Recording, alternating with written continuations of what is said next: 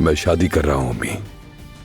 वो जो सफाई वाली लड़की है उसी से शादी कर रहे हो ना? जमरुद नाम है ना? हाँ। तकरीबन 20 साल छोटी होगी इससे।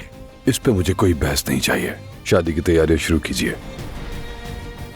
अजमत बेगम, पूरे 10 लाख हैं इसमें।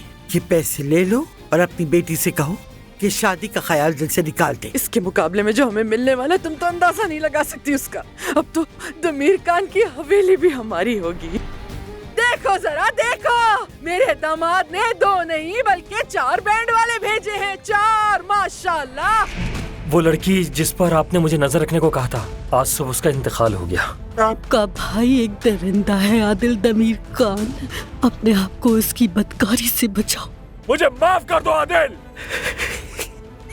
मेरी बेटी, मैं तुम्हारे लिए सबसे बेहतर चाहता हूँ।